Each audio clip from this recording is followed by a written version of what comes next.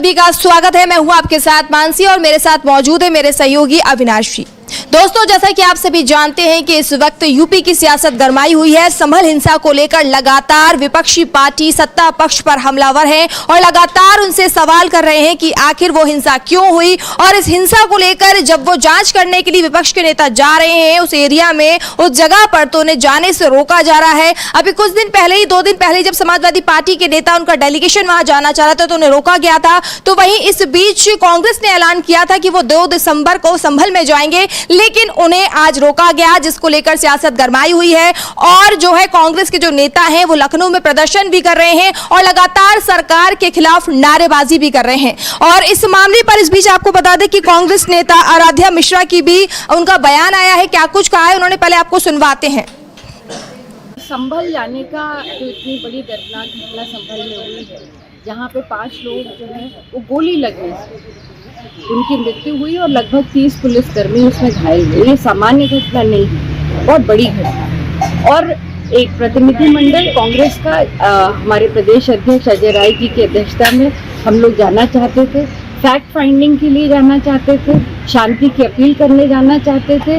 और कल रात से ही मुझे भी हाउस अरेस्ट कर लिया गया है। जिस तरह की पुलिस यहाँ पे, फोर्स यहाँ पे डिप्लॉयड है, आप भी देख रहे हैं। प्रदेश अध्यक्ष जी को भी रोका जा रहा है, हमारे अन्य नेताओं को रोका जा रहा है। और ये अराजकता है पूरी तरह से सरकार की। सरकार अपनी नाकामी छिपाने के लिए वहाँ पे 163 का हवाला दे करके हमें लखनऊ से वहाँ तक नहीं जाने दिया जा रहा है। 163 संभल में लागू है, लखनऊ में नहीं है। पर इस निषेधाज्ञा का आह्वान इन्होंने किया है और इस वजह से हमें अपने घर से नहीं निकलने दिया जा रहा है। तो पूरी तरह से गुंडागर्दी है सरकार की। मिश्रा, जिन्होंने बोला कि जो सत्ता पक्ष के लोग हैं, जो पुलिस के द्वारा जो उन्हें रोका जा रहा है, अगर संभल में धाराएं लागू हैं तो हमें लखनऊ जाने से भी क्यों रोका जा रहा है, हमें हाउस अरेस्ट क्यों किया जा रहा है, ये सवाल वो कर रही हैं। तो क्या कहना चाहेंगे अविनाश जी? लगातार ये मुद्दा गरमाता जा रहा है, लगातार इस पर जो है योगी सरकार अब घिर चुकी है और जो कांग्रेस के कार्यकर्ता हैं वो लखनऊ में धरना दे रहे हैं और सरकार के खिलाफ नारेबाजी कर रहे हैं। हाँ, संभल का जो मामला है करीब 9 दिन हो गए हैं। 24 तारीख की यह घटना है और जब 24 तारीख को संभल में जो हिंसा हुई, टकराव हुआ, उसके बाद सरकार की तरफ से कहा गया कि सिर्फ 2-3 दिन के अंदर वहाँ लॉ एंड ऑर्डर की स्थिति मेंटेन हो जाएगी। और लगातार वो दावा भी कर रहे हैं कि मार्केट खुले हुए हैं, स्कूल वगैरह खोल दिए गए हैं। इस और विपक्षी दलों को रोका के लिए बोला गया था कि आप लोग 30 तारीख तक यहाँ मत आइएगा। 30 तारीख के बाद विदेशी जो विपक्ष के जो प्रतिनिधिमंडल हैं उनसे वो लोग जा सकते हैं। लेकिन अब जब 30 तारीख को जो उनकी सरकार ने जो बोला था वो टाइम निकल गया। उसके बाद विपक्ष के नेता जब संभल के लिए निकले तो उनको फिर दोबारा से फिर रोक लिया गया। आज जो लखनऊ में जो घटना घटी है, लखनऊ में कांग्रेस का जो प्रतिनिधिमंडल था वो क्यों जा रहा था? बस खाली संभल की जो स्थिति है उसका पता लगाने के लिए। यदि सरकार का कहना ये है कि वहाँ पूरी तरीके से शांति व्यवस्था कायम हो चुकी है, वहाँ किसी तरीके का कोई उपद्रवी तत्व वहाँ नहीं है, तो फिर आपको क्या दिक्कत आ रही है कि कांग्रेस का एक प्रतिनिधिमंडल वहाँ जा रहा है? वो खाली वहाँ की स्थिति का जायजा लेने के लिए जा रहा है। जो पीड़ित लोग हैं उनसे बात करनी है उनको। आप या तो किसी चीज को छुपाने की कोशिश कर रहे हैं या फिर स्थितियां वहाँ संभल में आपके नियंत्रण में नहीं है। जो चीज़ आप बताना नहीं चाह रहे हैं, यदि कोई जाता है तो बस खाली वहाँ हिंसा भड़काने के लिए तो कोई जा नहीं रहा है। वहाँ सिर्फ और सिर्फ लोगों से बातचीत करने के लिए कांग्रेस का प्रतिनिधिमंडल जा रहा है और उसको आप लखनऊ में रोक रहे हैं। मतलब कांग्रेस के नेताओं को तो उनके कार्यालय से बाहर तक नहीं निकलने दिया जा रहा है लखनऊ में। और यहाँ तक स्थिति ये हो गई है कि लखनऊ की तरफ यदि कोई कांग्रेस का कार्यकर्ता जाता हुआ दिख रहा है तो उसको भी रोका जा रहा है। तो सरकार डर किस बात से रही है? भाई, आपकी इतनी बड़े बहुमत की सरकार है, किसी तरीके का कोई खतरा नहीं है, दिल्ली में भी आपकी सरकार है, उसके बावजूद भी संभल के नाम से आप इतना घबराए हुए क्यों हैं? कि जाहिर सी बात है वहाँ ऐसा कुछ हुआ है जो जैसे जो दूसरा पक्ष है वो आरोप लगा रहा है कि सीधा पुलिस पर ही आरोप लगाए जा रहे हैं कि वो सिर्फ एक पक्ष की सुनवाई कर रहा है, दूसरे पक्ष की तो सुनवाई वहाँ हो ही नहीं रही है।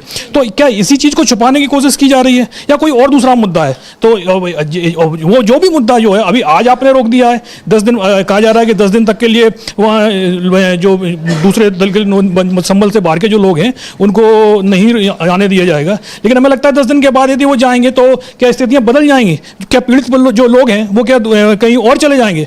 भाई जो स्थिति वहाँ है, जब स्थिति कंट्रोल में आ चुकी है, 3-4 दिन के अंदर स्थिति देखा जाए तो कंट्रोल में आ चुकी थी, तो उसके बाद यदि कोई जा रहा है, विपक्ष का नेता जा रहा है, कहीं भाई कोई विदेशी तो जा नहीं रहा है, कोई आतंकवादी तो वहाँ जा नहीं रहा है, विपक्ष के नेता हैं, चुने हुए प्रतिनिधि हैं, वो लोग जाना चाह रहे हैं, तो फिर आप उनको क्यों रोक रहे हैं? इवन वहां के सांसद तक को जाने से रोका जा रहा है और ये तक आरोप लगाया जा रहा है विपक्ष की तरफ से कि हमें 10 तारीख तक इसलिए जाने से रोका जा रहा है ताकि जो सबूत हैं, जो भी चीजें, उनसे छेड़छाड़ की जाए। और इस बीच समाजवादी पार्टी की तरफ से एक वीडियो भी शेयर किया गया था और उसमें ये दिखाया जा रहा था कि एक जो पीड़ित था उससे पुलिस द्वारा ये कहा जा रहा था कि वो उनके पक्ष में सवाल मतलब बयान दे ताकि उसको बचाया जा सके, नहीं तो अगर उसने उनके खिलाफ बयान दिया तो उनके पूरे घर पर जो है कार्रवाई की जाएगी, जेल में भेजा जाएगा। इस तरह की वीडियो सामने आई तो और ये आरोप हम नहीं, ये विपक्ष की तरफ से लगाया जा रहा था, समाजवादी पार्टी की तरफ से लगाया जा रहा था। और इस बीच जब कांग्रेस के लोग जा रहे हैं तो उन्हें संभल तो दूर की बात है, तो उन्हें लखनऊ में ही हाउस अरेस्ट किया जा रहा है। ये अपने आप में बड़ा सवाल खड़ा होता है। अविनाश जी, हाँ, वीडियो जो आपने जैसे वीडियो की बात की, तो वीडियो तो लगातार संभल को लेकर वायरल हो रहे हैं, सामने आ रहे हैं और मैक्सिमम जो वीडियो हैं उनमें पुलिस ही गिरती हुई दिखाई दे रही है।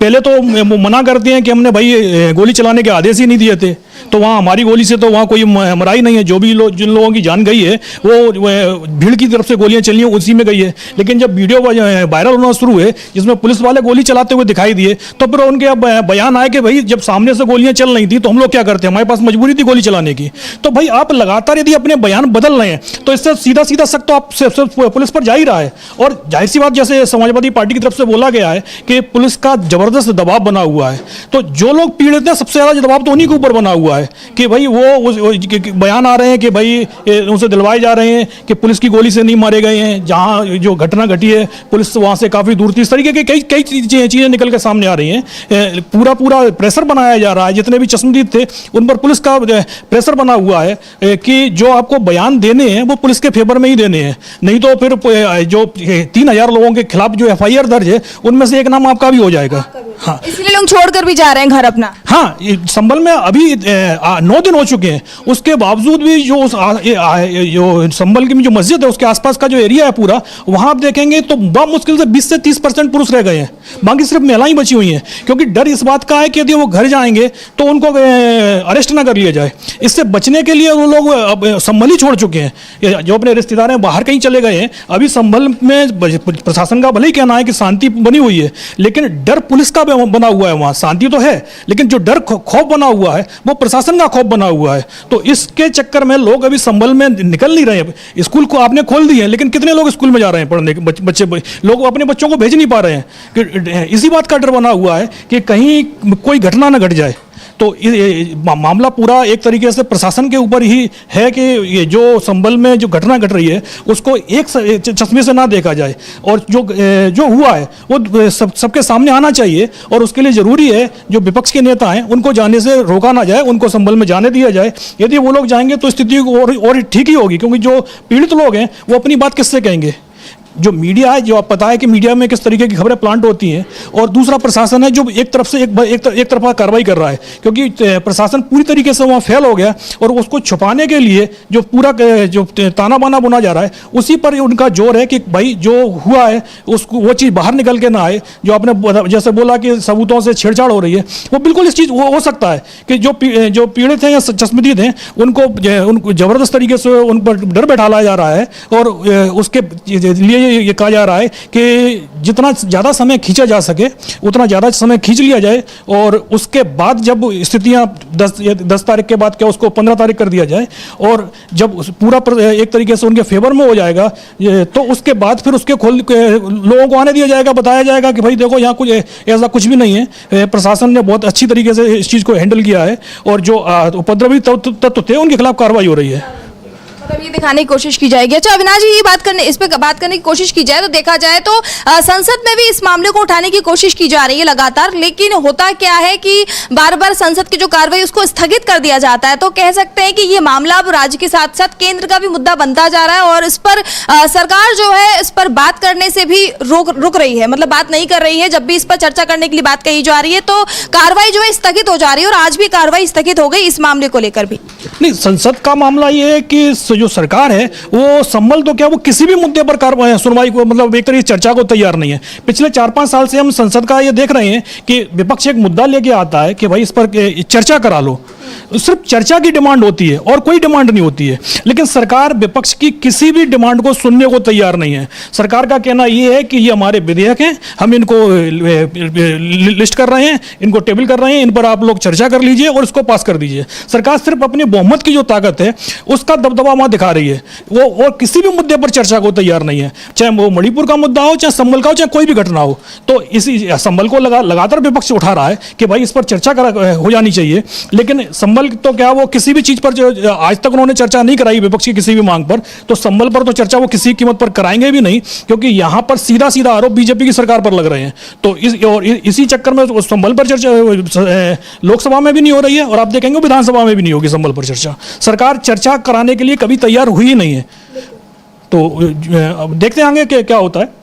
तो इस बीच आपको बता दें कि लगातार जो है कांग्रेस की तरफ से ये मतलब प्रदर्शन किया जा रहा है लखनऊ में, और ये बोल रहे हैं कि हम जो है अपना जो प्रदर्शन जारी रखेंगे जब तक हमें वहां जाने नहीं दिया जाएगा। और इस बीच लगातार सोशल मीडिया पर भी कांग्रेस जो है एक्टिव है, और इसी कड़ी में उनका ट्वीट सामने आया है। यूपी कांग्रेस की तरफ से लिखा गया है कि यूपी कांग्रेस अध्यक्ष जी के नेतृत्व में कांग्रेस के डेलीगेशन को संभल जाने से रोक दिया गया है। यूपी सरकार की इस तानाशाही का अजय राय जी सहित कांग्रेस के साथियों ने पुरजोर विरोध किया है। सरकार और पुलिस की मनमानी से हमारा हौसला टूटने वाला नहीं है। हम संभल में शांति स्थापित करने और लोगों को न्याय दिलाने की कोशिश करते रहेंगे, ये संघर्ष जारी रहेगा। तो ये कांग्रेस ने एक तरीके से दो टूक जवाब दे दिया है सरकार को कि वो कितनी भी कोशिश कर ले उन्हें रोकने से, लेकिन वो उन पीड़ितों से, उन लोगों से बात करेंगे जाकर कि आखिर वहां पर हुआ क्या था। क्योंकि विपक्ष का ये आरोप है कि ये जो वोट हुए थे यूपी उपचुनाव की, जो 9 सीटों पर मतदान हुए थे, उनकी उसमें जो धांधली की गई थी उसके खिलाफ लोग आवाज ना उठाएं, इसीलिए ये तारीख चुनी गई और इसीलिए ये हिंसा करवाई गई है। तो कहीं ना कहीं इसमें सरकार का हाथ है,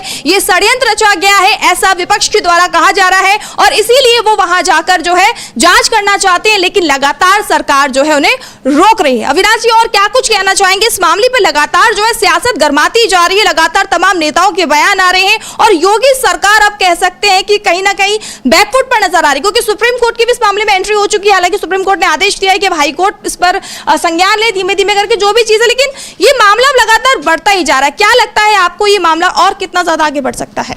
हाँ नहीं, मामला तो काफ़ी आगे बढ़ चुका है। अब सबकी नज़रें जो हैं कोर्ट पर टिकी हुई हैं। सुप्रीम कोर्ट में ये मामला गया था और सुप्रीम कोर्ट ने मस्जिद कमेटी की तरफ को बोल दिया था कि या तो आप डिस्ट्रिक्ट कोर्ट में चले जाइए और या आपको कोई नहीं जाना है तो हाई कोर्ट चले जाइए। और अब जो खबर है उसमें यह है कि हाई कोर्ट में एक याचिका आज संभवतः शाम तक दे दी जाएगी। मस्जिद कमेटी की तरफ से वहाँ जितने भी कानून के जानकारों लोगों से बातचीत कर ली गई है और याचिका तैयार हो गई है, और उस याचिका को आज फाइल कर दिया जाएगा, और संभव है कि कल या परसों उस पर सुनवाई भी हो जाएगी। क्योंकि सुप्रीम कोर्ट ने जब मस्जिद कमेटी से बोला था तो साथ ही साथ कोर्ट को भी एक तरीके से निर्देश दिए थे कि इस याचिका पर आपको 3 दिन के अंदर सुनवाई भी करनी है। तो ये जाहिर सी बात है, इस पर परसों तक सुनवाई भी हो जाएगी। और मस्जिद कमेटी जब याचिका लेके सुप्रीम हाई कोर्ट पहुंच रही है तो उससे पहले हिंदू पक्ष भी पहुंच गया, उन्होंने कैविएट भी दायर कर दी है। तो वो एक हर प्रक्रिया होती है। यदि मस्जिद कमेटी जाती भी तब भी हाई कोर्ट से एक नोटिस निकलता जितने भी उसके पक्षकार थे, तो उस कैविएट का तो कोई मायने नहीं रहता है। लेकिन हाई कोर्ट इस पर जो आदेश देता है उस पर सबसे बड़ी निगाहें रहेंगी, क्योंकि यदि हाई कोर्ट ने सर्वे पर रोक लगा दी तो फिर जो सर्वे की जो रिपोर्ट है वो सीलबंदी बनी रहेगी। उसके बाद जब तक हाई कोर्ट इस पर कोई फैसला नहीं देगा तो उसके बाद ही इस पर कुछ हो पाएगा। यदि हाई कोर्ट ने सर्वे पर रोक लगाने का आदेश जारी कर दिया, फैसला दे दिया, तो फिर यह है कि जो हिंदू पक्ष है उसको सुप्रीम कोर्ट जाना पड़ेगा। यदि फैसला हिंदू पक्ष के समर्थन में आता है तो फिर मुस्लिम पक्ष जाएगा। तो कुल मिलाकर ये मामला जो है वो सुप्रीम कोर्ट तो पहुंचना ही है, चाहे आज सुप्रीम कोर्ट सुनवाई करे या बाद में करे। अभी सुप्रीम कोर्ट ने जरूर निचली कोर्ट को दे दिया है कि आप वहां जाइएगा, लेकिन सर्वे का जो मामला है ये लंबा टलने वाला है। अभी इस पर पहले हाईकोर्ट को देखना है कि हाईकोर्ट इस पर क्या डिसीजन देता है।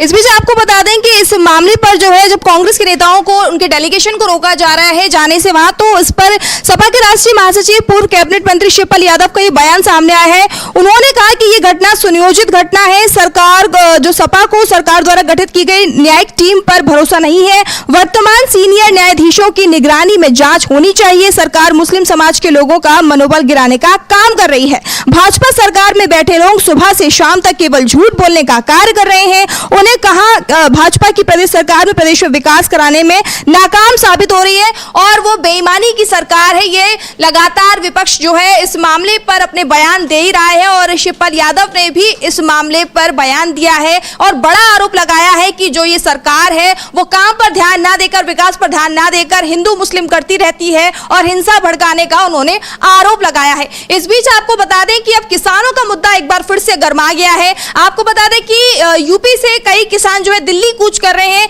आखिर किन मांगों को लेकर किसान एक बार फिर से प्रदर्शन करने आ रहे हैं दिल्ली में, आइए हम बात करते हैं अविनाश जी। अविनाश जी, अब क्या मुद्दा है, क्या परेशानियां हैं, किन मांगों को लेकर किसान जो है प्रदर्शन कर रहे हैं? देखिए, किसानों की डिमांड तो बहुत सारी है सरकार से, क्योंकि इस सरकार में किसानों के फेवर में कोई बहुत बड़े डिसीजन नहीं हुए हैं। चाहे जो कृषि कानून लेके आए गए थे उनको तो किसानों ने बदलवा दिया, लेकिन उसके बाद जो किसानों से सरकार ने समझौता किया था उसको सरकार की तरफ से एक तरीके से माना ही नहीं गया है। किसानों की तो बहुत बड़ी मांग शुरुआत से एमएसपी को लेकर चली आ रही है। उस पर सरकार जबकि सरकार ने जब 3 साल पहले किसानों से समझौता किया था तो कहा था कि किसानों के साथ मिलकर एक कमेटी बनाएंगे और वो इस पर चर्चा करेगी, लेकिन उसकी रिपोर्ट कहाँ है? वो आज तक उसकी रिपोर्ट सामने नहीं आ पा रही है। तो जो एक उनका सबसे बड़ा मुद्दा है वो एमएसपी को लेकर है और उसको लेकर करीब 100 जनवरी से ही जो पंजाब और हरियाणा बॉर्डर है वहाँ पर लगातार किसानों का धरना चल रहा है, शंभू बॉर्डर पर। लेकिन पहले तो किसानों को वहाँ से आगे ही नहीं निकलने दिया जा रहा था। कोर्ट के आदेश पर एक छोटी सी सड़क खोली गई है, लेकिन उससे भी किसान अपना ट्रैक्टर लेकर नहीं निकल सकते हैं। और अभी आज जो प्रदर्शन चल रहा है वो जो किसानों की जो दूसरी डिमांड है वो एक तो भूमि अधिग्रहण को लेकर उनकी डिमांड है कि सरकार ने भूमि अधिग्रहण जो कानून लेके आए हैं उसमें जो किसानों को लाभ मिलने वाले हैं, आप जमीन तो ले लेते हैं लेकिन उस कानून में जो किसानों को उसके जमीन के बदले में जो मिलना है वो आप उसको देते ही नहीं, समय पर नहीं देते उसको। उसकी प्रक्रिया इतना लंबा कर देते हैं कि किसान बेचारा परेशान हो जाता है। तो उसके बाद उस किसान के पास इतना पैसा नहीं होता है कि भाई वो आपके सरकार के खिलाफ वो लड़ता रहे और कोर्ट कचहरी में डटा रहे। तो सबसे पहली डिमांड तो उनकी यही है कि जो भूमि अधिग्रहण कानून में जो किसानों के लाभ लिखे हुए हैं, आप जमीन लेते हैं तो वो हमको तत्काल दे दिए जाएं।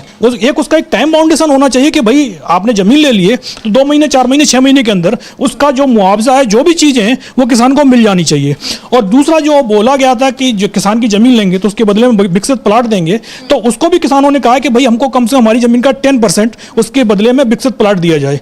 तो अभी होता क्या है कि किसान से जमीन आप ले लेते हैं, पहली बात तो उसको उसको जो भूखंड मिलता है विकसित भूखंड वो आप उसको देते नहीं है, और यदि दे भी देते हैं तो शहर से इतना दूर होता है कि भाई यदि आप वहाँ कुछ सीवर वगैरह की व्यवस्था कर भी देते हैं तो लेकिन वहाँ पर लोग बसने के लिए तैयार नहीं होते, जाने के लिए तैयार नहीं होते हैं। वो तो किसानों का यही कहना है कि भाई कम से कम ऐसी जगह हो कि रहने लायक हो। और दूसरी डिमांड तो आपने बताई थी उनकी कि आपने जो कानून लेके आए भूमि अधिग्रहण कानून, उसको लेकर उनकी सीधी डिमांड है कि आप जमीन लेते हैं तो उसके बदले में जो हमको लाभ मिलने चाहिए, जो मुआवजा वगैरह जो भी चीज़ भूमि अधिग्रहण कानून में लिखा हुआ है वो सारे लाभ हमको जल्दी से जल्दी मिल जानी चाहिए। यानी कि फिर से किसान एक बार अपने आप को ठगा हुआ महसूस करते हैं कि विकास के लिए जब वो अपनी जमीन देते हैं लेकिन जब सरकार बोलती है, जो वादे करती है उसके मुताबिक उनको वो चीजें उसके उलट उनको मिलती नहीं है। हाँ बिल्कुल, किसानों का कहना यही है कि भाई यदि हम शांतिपूर्ण तरीके से घर बैठे रहते हैं तो सरकार हमारी आवाज़ सुनती ही नहीं है। हमको हर अपनी डिमांड के लिए सड़क पर आना पड़ता है। जब तक यदि हम सड़क पर नहीं आएंगे तब तक इनके कान पर जू नहीं रखती है कि हमें क्यों सड़क पर आना है। भाई आपने हमारी जमीन ले ली है तो जमीन का जो मुआवजा है वो हमें समय पर दे दो। आप उसको क्यों लटका के रखते हैं कि भाई उसको कोर्ट में जाना पड़ जाए? तो जो चीज़ उसको मिलनी चाहिए यदि वो समय पर मिल जाती है तो वो सड़क पर क्यों आएगा? और अपनी आवाज़ उठाने के लिए किसान को बार बार सड़क पर आना पड़ता है, और वही हम स्थिति देख रहे हैं। आज किसान सड़क पर आया हुआ है तो जाहिर सी बात है आज शाम तक या कल सुबह तक खबर आएगी कि किसानों के साथ सरकार ने समझौता कर लिया है। लेकिन मामला यही बनता है कि आपने उस किसानों के जो वादे माने हैं, जो समझौता किया है, आप उसको लागू कब करेंगे? कि किसानों से समझौता तो हो जाता है, लेकिन जब किसान अपने घर लौट जाते हैं तो सरकार फिर सो जाती है। तो इसीलिए किसानों को पहली बात तो यही, जो उनका जो आंदोलन चल रहा है, ये यदि सरकार नहीं मांगती है, क्योंकि किसानों का कहना है कि अब हम पीछे हटने वाले लोग नहीं हैं, जब तक सरकार हमारी डिमांड नहीं मानेगी पूरी तरीके से तब तक हम पीछे नहीं हटेंगे। तो और जाहिर सी बात है, सरकार आज इस किसानों की डिमांड मांगे या 10 दिन बाद माने, सरकार को झुकना तो पड़ेगा ही पड़ेगा। ये जब पिछली बार भी कृषि कानून आया तब भी हम लोग इसी चीज को बोलते थे कि सरकार अपना कितना नुकसान करने के बाद किसानों की मांग मांगेगी, मानना तो आपको पड़ेगा ही पड़ेगा। और इस बार भी सरकार को ही झुकना है, किसान नहीं झुकेंगे, क्योंकि भाई उनकी जो डिमांड है पूरी तरीके से वाजिब है, वो कोई गैर वाजिब डिमांड नहीं कर रहे हैं। भाई सरकार जो चीज़ बोल रही है वही चीज़ वो मांग रहे हैं, तो जो चीज़ आपने उनसे बोला है उस चीज़ को तो आप उनको दीजिएगा। तो अभी तो आप देख रहे हैं कि पूरा नोएडा और दिल्ली बॉर्डर पूरा जाम है, करीब 8 से 10 किलोमीटर लंबा जाम लग चुका है। और यदि सरकार से और उनके किसानों की बातचीत नहीं पूरी तरीके से हो पाती है तो आप देखिएगा कि कल हालात और भी नियंत्रण से बाहर हो जाएंगे, क्योंकि किसानों की भीड़ लगातार बढ़ती चली जा रही है। तो जितना देर सरकार करेगी उतना ही वो अपना नुकसान करेगी।